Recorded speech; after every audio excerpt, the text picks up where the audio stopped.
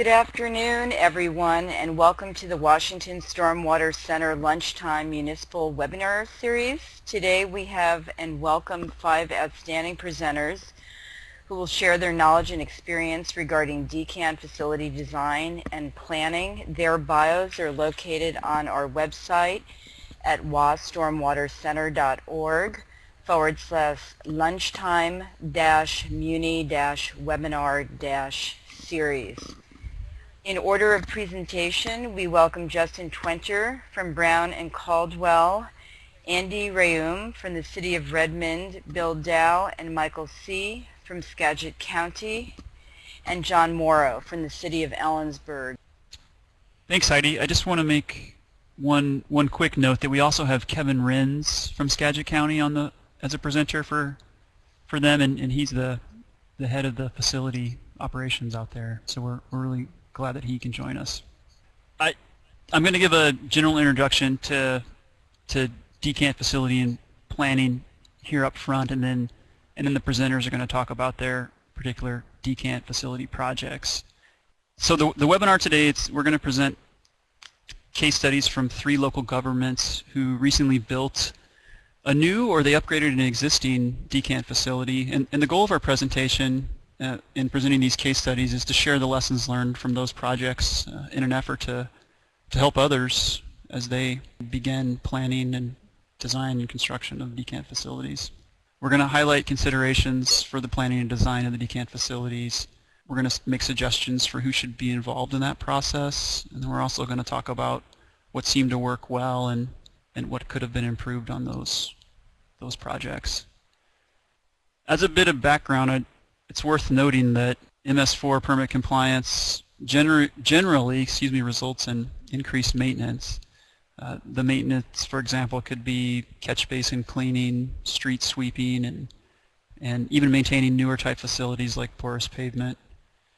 The increased maintenance, of course, is going to create more storm waste that needs to be disposed of, and this additional waste requires additional decant facility capacity, and that's why we're here today.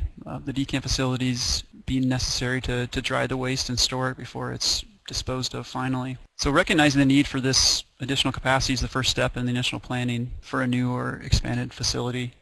Another step would be estimating the volume of the incoming material for sizing the facility.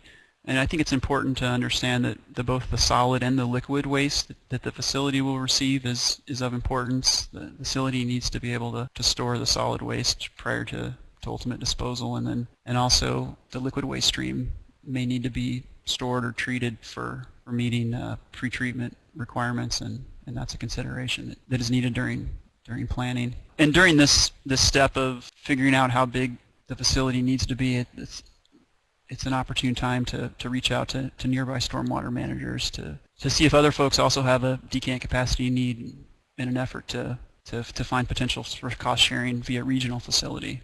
And if there's an existing facility, then the decision needs to be made at this time if that facility can handle the additional material through an expansion, or if in fact a new facility will need to be constructed to manage the new waste. I also want to add that in addition to an existing decant facility, I think an existing facility that is owned decant facility is also worth considering for use as a decant facility, and we'll talk about that in one of our case studies. Funding should also be considered during initial planning. Based on some rough planning level cost estimates, design and construction funding sources need to be identified. And I'd like to add that Ecology has been mindful of the need for additional decant capacity, and in the last few grant cycles has awarded money for design and construction. After initial planning is complete, there's some noteworthy considerations that should be made during the design of the facility. One being how solids and liquids are going to be separated. These considerations can include how the actual dewatering occurs. There's the potential for mechanical equipment to be employed to do the dewatering, or there's the typical means of gravity settling. Also, how material is going to be handled on the site should be considered and incorporated into the design. Another consideration for design is the type of material to be processed and the possibilities for reusing or disposing of that material. I think it's important to note that some decant facilities or stormwater decant facilities also accept sanitary waste, and this is something that should be considered. For example, for the liquid waste stream from these type of facilities, some wastewater agencies who accept the liquid waste stream, they don't require that the wastewater be pre-treated, and that's an important design consideration that can affect sizing of pre-treatment facilities. And talking about pre-treatment, that's an important design consideration. As I mentioned, some wastewater service agencies require that the liquid waste stream be treated prior to discharge to the wastewater conveyance system. So that's an important consideration because that pre-treatment requires usually some sort of facility or infrastructure to achieve the requirements laid out by the wastewater agency. So those requirements need to be known and incorporated into the design. Also, the decant building design needs to be acknowledged, certainly, and dimensions of the facility to facilitate use of decant-specific vehicles is important. Also, providing power to the facility to run equipment if it does exist, and also lighting considerations are important. Also, something during design that's important to consider is the site in particular, or I guess, for example, a site consideration would be how stormwater is going to be managed for the expanded or the new decant facility. Also, site considerations could include opportunities to retrofit existing stormwater facilities to improve the site stormwater management. And I also want to add that during the design phase, it's a great opportunity to involve the end users of the facility, which is the operations staff. We found, and I hope that we share today, some examples of really valuable knowledge that the operators have about the day-to-day operations that can affect design and how that gets incorporated into the design. And that's real. We feel like that's really important. And speaking of operations, another important design consideration is if there is an existing facility that's going to be expanded, the design should incorporate a plan to maintain operation of that facility during construction. We realize that maintenance doesn't just stop for construction, and those considerations, or I guess operation needs to be considered when you have your design put together. So that's a general introduction to decant facility planning and design, and now I'd like to ask Andy to discuss his particular project, which was for the city of Redmond. Andy, I'll hand it off to you now. Okay, thanks, Justin. This is Andy Rayam with the city of Redmond. Just real quick, an overview of the facility that we built. You'll see in the middle there's an orange area. That's where, in the middle there, the orange area, that's where the original facility was. It basically had no pre-treatment for the decanted wastewater, so we need to fix that as well. And we wanted to expand the facility to accommodate more the higher frequency of cleaning that we're seeing, specifically with the really wet materials that are coming out of vaults and ponds. Just need more residency time, and there's a lot more quantity-wise to have decanted. So we expanded the facility. On the right-hand side there in gray, that was an infiltration gallery. We built that to back up just real quick here. The Ecology grants, what helped us get the grant, we got a grant for $1 million for a $2.3 million project, was that we tried to pick off different things. So one of them was to reduce the quantity of runoff, and that's why the infiltration gallery was built. The other piece is to the below the facility itself. There's a big rectangular area there, and that's a bioretention system that we constructed to treat runoff. I don't know about other people, but our decant facility and our maintenance yard is easily one of the dirtiest municipal properties that we have. So providing treatment for 3 acres of basically industrial runoff was probably a good thing for the grant competition. And so we built a bioretention system there that we actually built to monitor, and that's outside of this topic, but we've monitored and studied the different bioretention soil mixes in that facility. And the last piece I already mentioned there is that we built an actual modern pre-treatment system for the wastewater system. So it's just north of or just above the long rectangular there. That's a treatment system, and the design of how do you design one of those to make sure it meets your wastewater permit requirements is one of the lessons learned for me is that, well, there's two pieces to that. So if you have a wastewater discharge permit and that authority has specific criteria for quantities of water that are allowed to enter the wastewater system, there's thresholds typically in there about, if you're less than 10,000 gallons a day, you do this much monitoring. If you tip over that line, you're going to have to do some more monitoring. And one of the things that we decided early on was that we didn't want to tip over the monitoring requirements and get into a lot heavier monitoring right out of the gate, because we it's a operational issue to really bump up the amount of monitoring. So it's important to look at your permit and talk to your wastewater permit authority to make sure you know for sure what are the criteria, what are the design criteria. Like, do you need to reduce the suspended solids? Do you need to reduce turbidity, or what is it? How much do you need to reduce?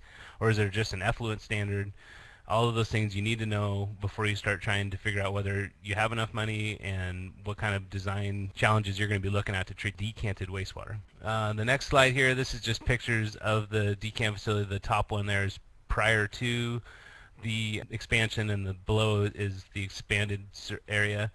One of the things that we've found that is that you probably couldn't make this thing big enough, but you have other constraints about your site that you need to keep into consideration. But if I was starting from scratch, I would try to make your decant facility as large as possible. As you can see, there's some material flowing the wrong way out of our decant facility before and after we built the expansion. And so I just would emphasize, as big as you can make the thing, the better, because if you have very wet loads coming into your decant facility, you need a place to store them, and you need a place for them to decant. So with that, let's see the next one. Okay, so this is just showing how large that's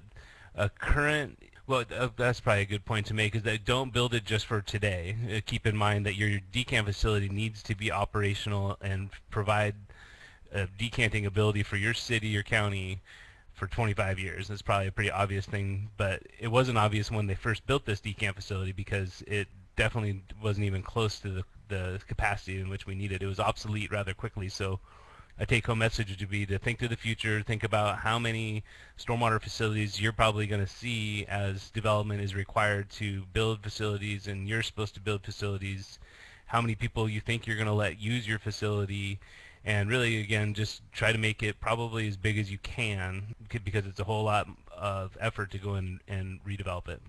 This picture is just the picture of the bioretention system. The one on the left-hand side, that's right when we put the plants in, so the plants don't look like that after a while, but it was a 4-celled system. And these are just some more pictures of inside the decant facility. And I think I had just some, that's Skagit County. Sorry, hold on. Okay, so then a couple other big things that I was jotting down here, outside of being sure you know exactly what your wastewater authority is going to allow you to discharge or not, and the quantities at which that allow you to discharge. But the operations staff piece, the interaction with the operations staff piece, I can't emphasize to you enough a couple things. One being everybody has a different opinion. You really need to get a hold of people within your organization, or even outside your organization, that are very familiar with decanting operations. You need to communicate with your operations staff when you are engaging them that the way we were doing things doesn't necessarily need to be the way we do things in the future. One of the outcomes of our project is our operations staff they considered this kind of an add-on to their existing operation, and we just could not get it to sink in that we really didn't need to continue the way we were. We have this whole new we built you a $2.3 million greater facility, and so we could provide the decanting without using the old methods. So that's important. And then just with the operations staff too, I think documentation is really important. Like I said, you get different opinions, and being able to track those opinions back to where they originated was really difficult for us as time went along in the design. We saw quite a bit of turnover in our operations staff while we were doing our project, so then again, who you select to actually be part of your team that helps you design the project is really critical. Not that it's for sure they would stay, but if you have a good inclination that somebody A, knows what they're talking about with the decant facility, and B, they're probably not going to go anywhere, I would say those are the people that you would want to latch onto. And I guess the last thing too is that I'm glad that we're doing this webinar, because there wasn't a whole lot of other examples for us to lead off of when we did our decant facility. So please be encouraged to contact other local governments, especially the operations staff, with newer facilities to see kind of what's working and what doesn't work. Oh yeah, one last thing too. I think the really important, the hardest part about it is what you put on the back wall of the decanting bay. So you dump your load, the Vector truck dumps its load, and the water has to go through something, and it has to go through without having a lot of solids go through. And we ended up using rocks with little holes bored through the wall, and I think there's probably better ways to do that, but I don't know what they are. So I'll stop there and hand off to Skagit. Okay, and this is Justin, and I'll actually run through the Skagit slides.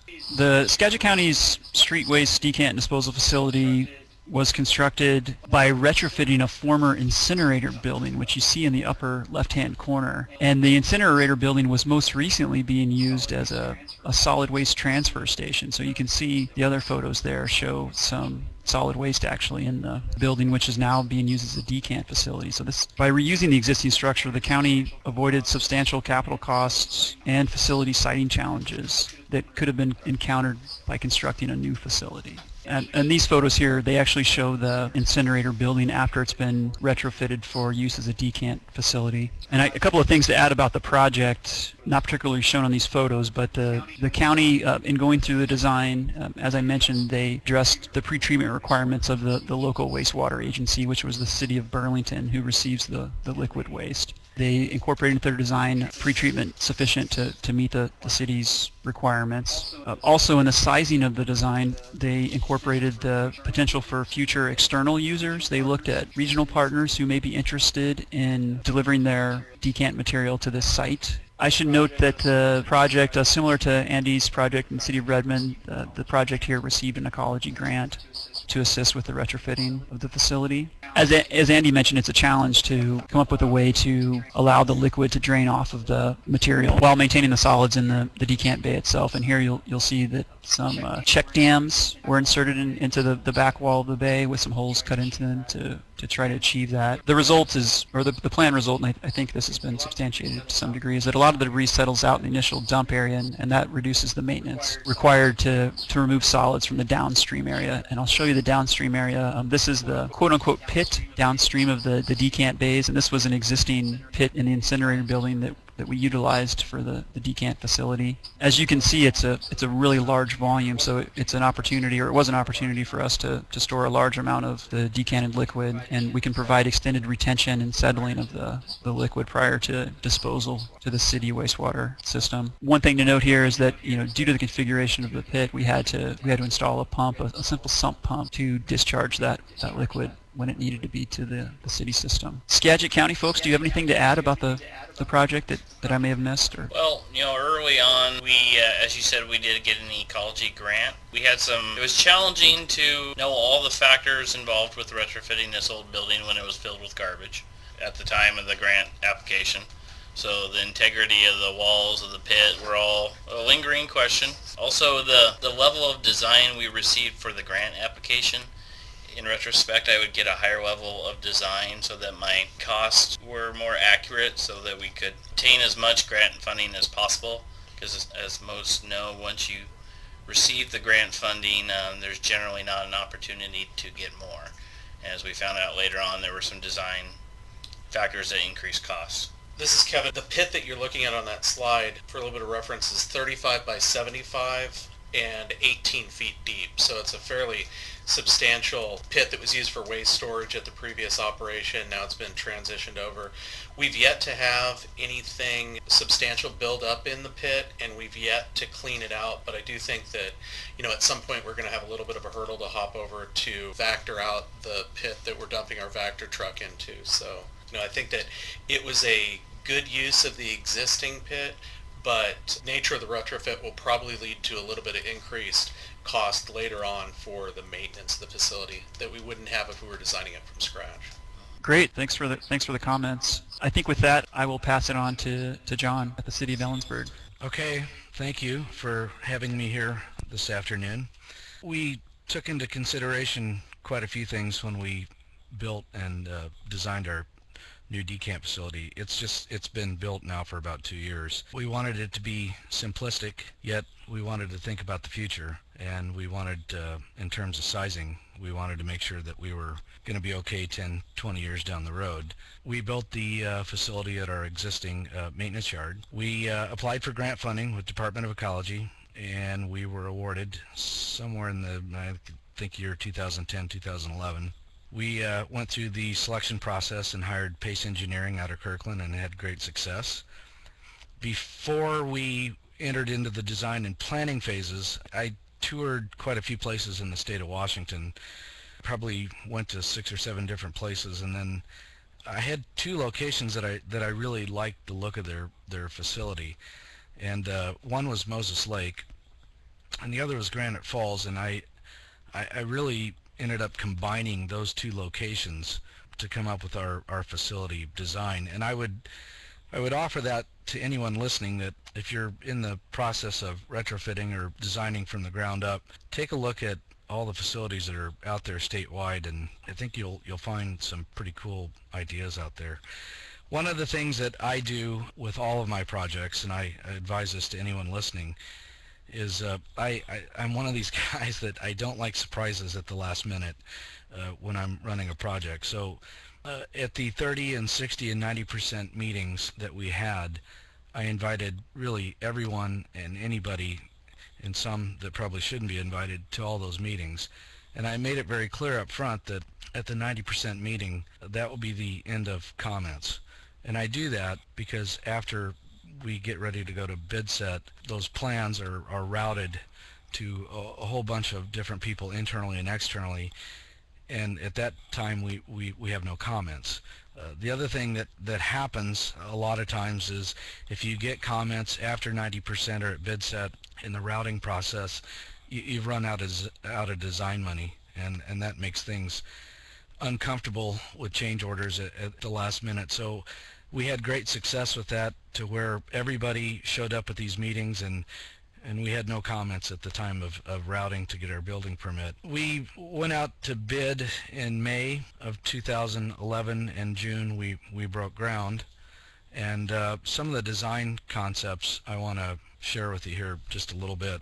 It's a 4-bay structure. The 2 middle bays are wider than the 2 outer bays, and we wanted to design an open-air concept. You know, we get a lot of wind over here in Ellensburg, but we wanted to let that wind pass through the facility so that we get a lot of drying of our solids. It's flat. That was another thing that I wanted to build. I want a facility that's easy to access and easy to maintain and easy to enter and exit. And so that was a key feature of the ground that we built on, that it was not just flat, but the facility itself was flat. At the end of each bay is a 10 by 10 hole, and I wish I had to come up with that idea myself, but I actually got that from Moses Lake. And all of the water is forced out of that little 10 by 10 hole at the back, what I call the push wall at the back of the bay. And all four bays have these holes. You can see in your upper right corner is one of the slide gates. Each hole has a slide gate on it, and it acts like a weir. And so I'm able to drain off as much water as I want when I want, and because of that, I'm able to probably get about 90-95% solids retention. And really the only thing that goes out of those holes is the water, which then goes into a trench drain, and then that trench drain goes to a treatment train, to a grit chamber and a coalescing plate oil water separator, and from there it goes into a grinder pump, and it's pumped about 350 feet away to an existing 6-inch gravity sewer line. So another reason for the trench drain and the back part of the facility, as you can see in the picture, I designed that so that I could run a street sweeper down like an alley. So that's how we clean that trench drain in that area. We'll run the sweeper down it maybe once or twice a year, or before we close the facility in the winter. And we can take those grates off and hose out that trench drain, and then we vector out our grit chamber and run it back through the system, and then we run the street sweeper over that trench drain, over that facility, and that helps keep the area really clean. I'm going to go back to the slide gates. They're notched so that we can lower them, like I said earlier, to whatever design or level that we want to get rid of water. Generally, when we went into planning this, we knew that we'd probably decant anywhere from 3 to 5 loads a day, and those are decanted.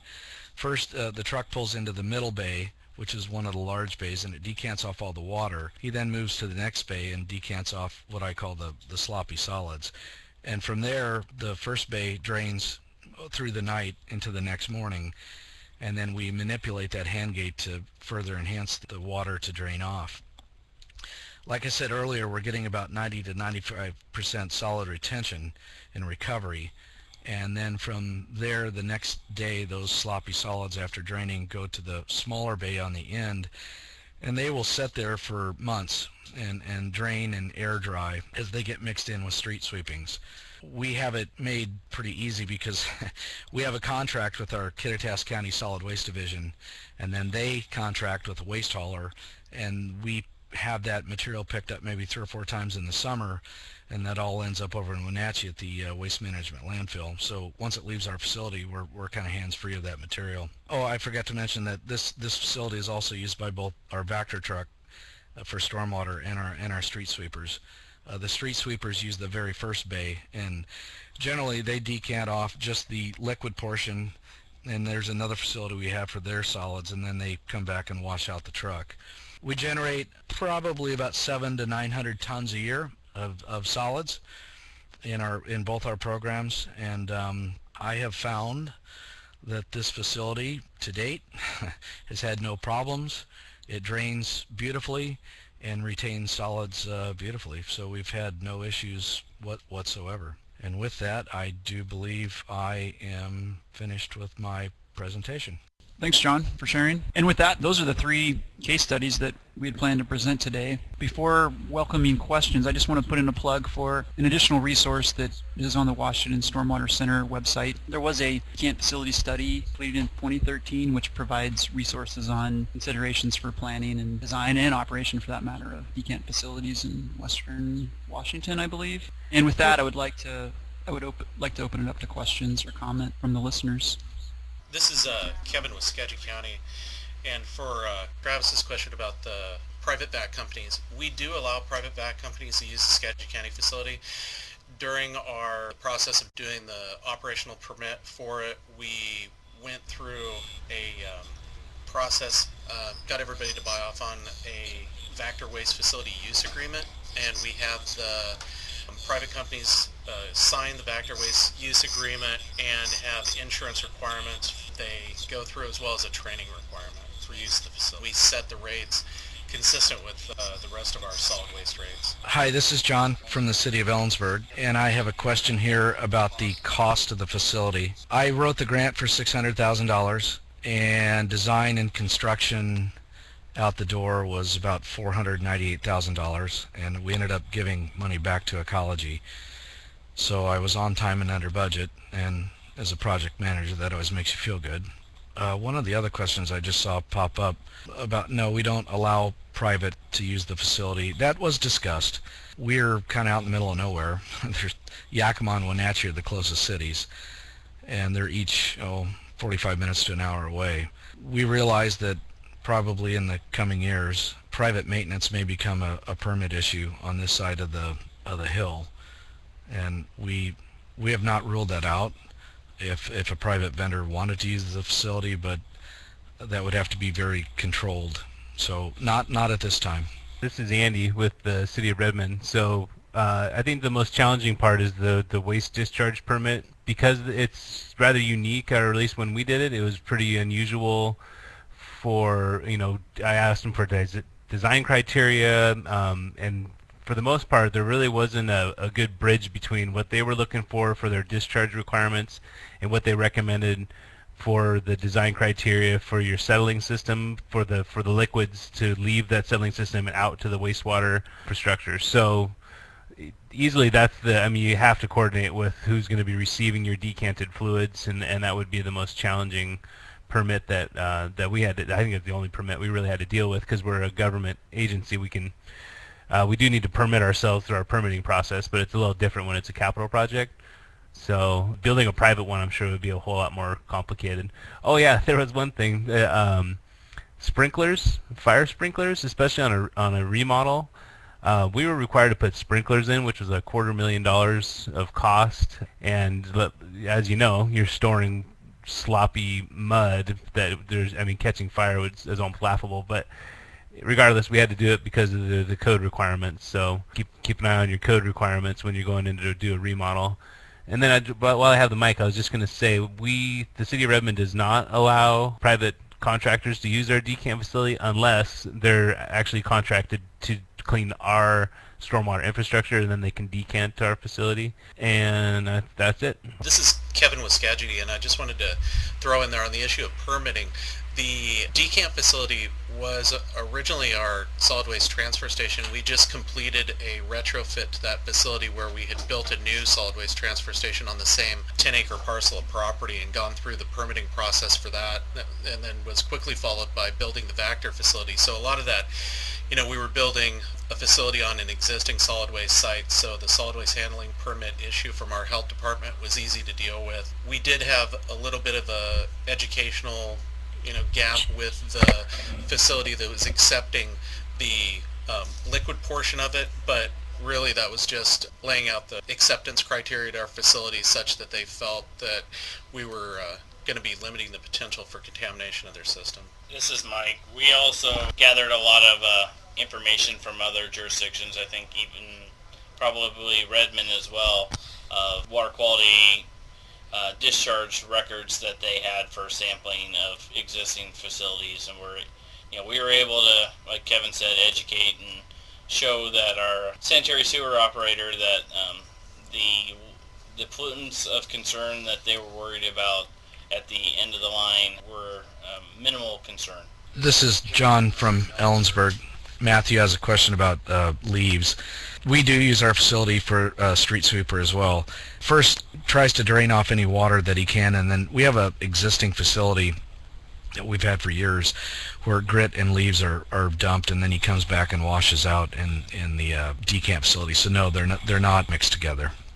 So I can answer the grant funding. It's the Centennial Clean Water Grants, and then there's also the Stormwater Financial Assistance Program, I believe, is decant facilities are eligible for both grant pools. But I would just look to the criteria in the grant. If decant facilities are eligible, Ecology's done a good job of identifying whether or not decant facilities are eligible. So now that they have the combined funding application, I don't know how you actually check which funding pool actually is allowing decant facility grants, but it's something you could definitely call your municipal permit compliance person over at Ecology to find out which pot, if there is a pot eligible, or decant facilities are eligible to apply for money from. And then there's one other question too about using key cards. We do have a key card system at our decant facility, but again, we don't have people just kind of randomly using our facility. They're working for us. Our decant facility has bays for street sweeping, we have bays for stormwater, and we also have a bay for wastewater, which is interesting, but it's isolated, it's separated, it has its own pipe and everything out to the sewer system in the road. But yeah, the leaves, I think was mentioned by John in Ellensburg, that leaves are pretty good to try to stiffen up really loose solids. The sloppy stuff, I think, is the term he used. We also use wood chips because we have a parks department that has wood chips. They chip, all sorts of stuff through the fall, and they stockpile it, and we use that actually to help dry up and stiffen up the solids so that we can actually load them up into trucks and haul them away.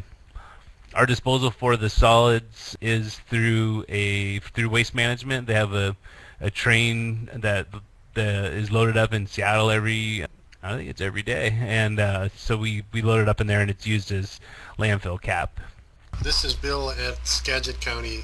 So the local authority having jurisdiction, because we were modifying an existing building in a pretty minor way, we did not require a building permit. The fire marshal made us put in fire extinguishers, but not sprinklers, because it's a concrete building, totally concrete.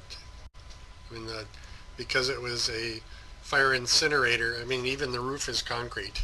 For Skagit County, it was a piece of cake for permitting. This is John from Ellensburg. I can address Martin's question. We have it easy because next door to us is the Kittitas County Solid Waste Facility, the transfer station. They're right immediately next door to our new facility. So we contract with them, and then they contract with the hauler. So 3 or 4 times a year when we mix in the dry sweepings with the dried Vactor waste solids, we actually load those trucks up for them, and then they scale out, and so we get a bill, and so we know at the end of the year we know how many tons of material left our site for both Vactor waste and street sweeping solids.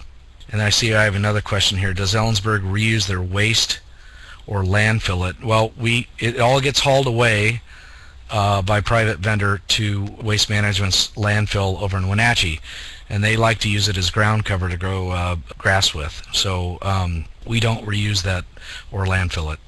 Kevin from Skagit again back to the permitting issue. We are operating on a solid waste transfer station. We do have a separate solid waste handling permit, and it's treated as a transfer station by our local health department.